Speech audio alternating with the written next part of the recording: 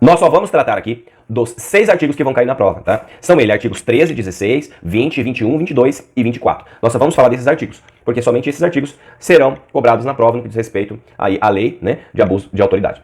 Então, antes de entrarmos no tema propriamente dito, é preciso que nós falemos qual é o espírito dessa lei, como diz Montesquieu, né? O espírito dessa lei. E o espírito dessa lei é que você combata a exposição pública, né, da pessoa presa ou detida, por uma simples e óbvia razão. Só é considerado culpado de algum crime após, né, transitado em julgado de sentença penal condenatória. Quando essa pessoa acusada, ela teve ali a sua oportunidade, né, através dos 2 instrumentos, contraditória e ampla defesa, de tentar provar a sua inocência. Agora, se você expõe a imagem de uma pessoa acusada, né, de um determinado delito, você expõe a imagem dela publicamente, antes mesmo dela ser condenada, né, ao crime, você expõe, né, a pessoa foi acusada, apontada como autora de determinado delito, você já expõe a imagem dela, né, e se ela for inocente. Existe uma obra de Francesco Carnelucci chamada As Misérias do Processo Penal, que traz, né, como uma das misérias do processo penal, a exposição pública, né, por parte da imprensa. A imprensa mostra ali a foto daquela pessoa que foi indicada como o autor daquela infração penal, daquele crime, daquela contravenção, e a sociedade não quer saber de contraditório nem de ampla defesa. Uma vez apontada aquela pessoa como responsável por aquele crime, para a opinião pública, para a sociedade, aquela pessoa é o culpado. E muitas vezes aquela pessoa é inocente. Mas para você reverter uma mancha na imagem daquela pessoa, é praticamente impossível.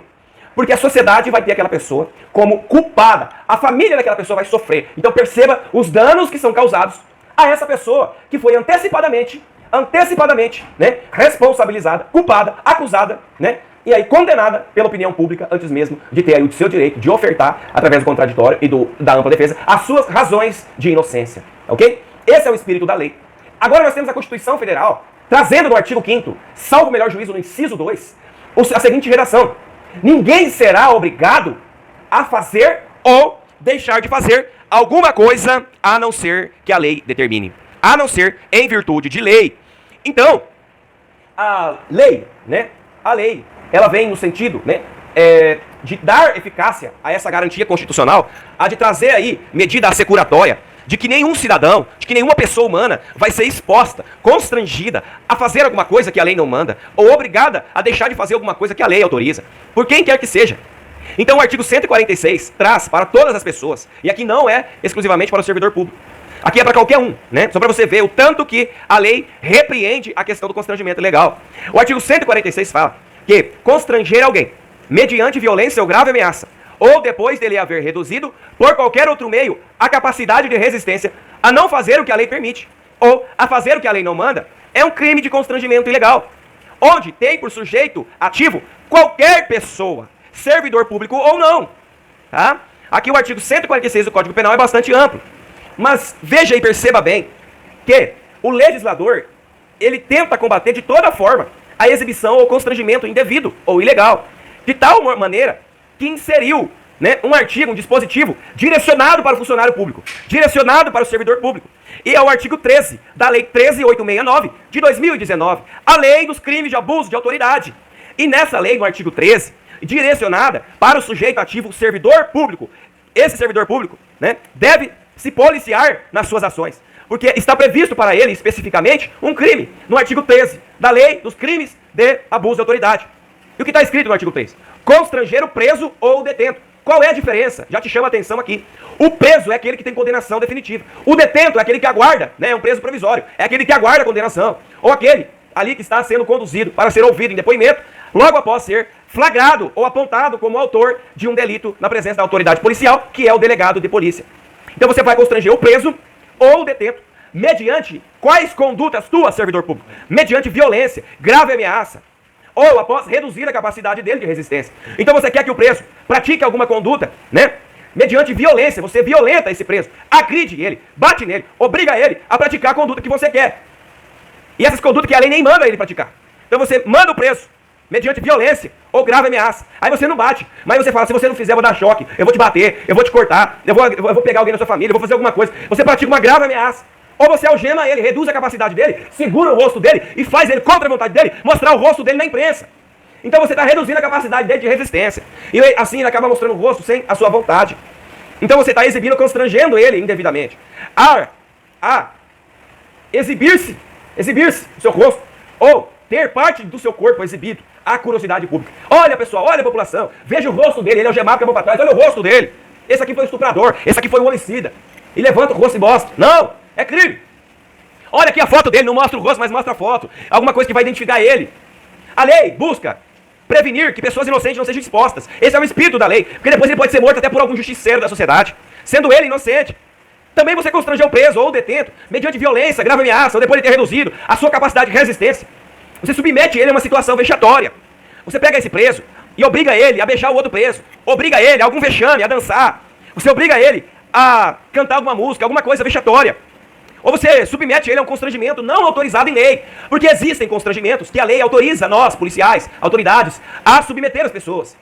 Quando nós abordamos alguém em público que está infundada a suspeita, mandamos descer do carro, abrir as pernas, olhar para frente, falamos firmemente, nós estamos constrangendo essa pessoa, mas esse constrangimento é autorizado por lei. A busca pessoal é autorizada no Código de Processo Penal e no Código de Processo Penal Militar. Então esse constrangimento é legal, mas você fazer um constrangimento não autorizado em lei, para satisfação pessoal, isso é crime de abuso de autoridade. Agora você também produzir, você submete o preso, você agride o preso, ameaça ele com grave ameaça, reduz a capacidade dele de resistência e com isso obriga ele a produzir uma prova contra si ou contra terceiro, por exemplo. Você prendeu o preso e fala, preso, é o seguinte, cara, sabemos que aquele fulano lá é traficante. Então você vai ter que dizer que você comprou essa droga dele. E assim, na presença da autoridade policial, do delegado, você vai dizer que comprou. Aí nós vamos prender esse traficante, e aí você vai dizer que comprou dele. Então nós temos autoria e materialidade, nós temos aqui o usuário, nós temos a droga, nós temos o dinheiro que configura a mercância, e nós temos a autoria indicada mediante esse constrangimento. E o preso então constrange. Então o preso constrangido aponta essa autoria, diz a delegacia da frente do delegado, realmente eu comprei dele. Aí a parte, ele fala, doutor, mas eu só comprei dele porque o policial lá, ele me constrangeu, mediante violência, me bateu. Ele me bateu para que eu produzisse prova contra o terceiro. Ele me ameaçou, mediante grave ameaça, para que eu produzisse prova contra o terceiro. Ele reduziu a minha capacidade, fazendo com que dessa forma eu escolha apontasse esse fulano como sendo o traficante que me vendeu a droga. De fato, eu sou usuário. Mas eu só estou apontando a autoria porque eu fui obrigado, constrangido a fazer isso, mediante uma violência, uma grave ameaça, ou depois de ter a minha capacidade reduzida de resistência. O que vai acontecer? Você vai responder pelo crime de abuso de autoridade, e se você machucou ele, vai responder pela lesão corporal, vai responder pela ameaça, vai responder pelo crime ali, à parte, em concurso, né? Em concurso desse crime, né? Concurso de crimes. Diz aqui, pessoal, na nossa apostila, diz aqui que o bem jurídico é a integridade física e moral do preso, bem como o direito da não autoincriminação, tá? Como está lá no artigo 5º, inciso 63 da Constituição Federal e o artigo 5º, inciso 3. O inciso 10 do artigo 5º da Constituição Federal assegura a inviolabilidade da honra e da imagem das pessoas. Afora isso, conforme o inciso 49 do artigo 5º da Constituição Federal, é assegurado aos presos o respeito à integridade física e moral, tá? E concretizando o dispositivo constitucional, dispõe o artigo 38 do Código Penal que o preso preserva todos os direitos, tá, não atingidos pela perda da liberdade, impondo-se a todas as autoridades o respeito à sua integridade física e moral, tá bom? Mais uma coisa, pessoal.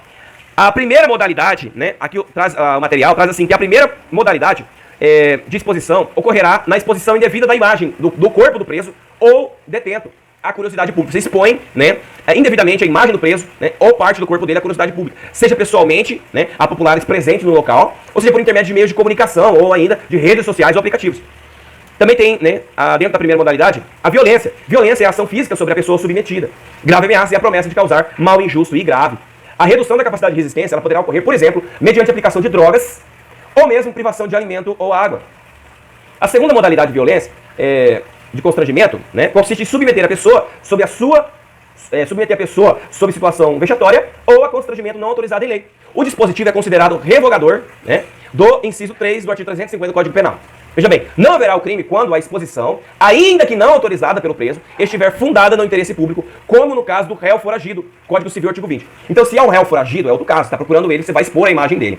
O réu está foragido, tem, né, algo que justifica, o interesse público justifica. É interessante para a justiça e para a coletividade que esse preso seja devolvido para o Estado, né, para que assim ele cumpra sua pena. Então, nesse caso, você expor a imagem de um foragido não é considerado crime, importante. Por exemplo, ocorreu naquela situação em que os policiais prenderam o indivíduo no dia do seu aniversário de 18 anos e cantaram parabéns para ele, filmando e divulgando nas redes sociais. Aquilo dali é abuso de autoridade.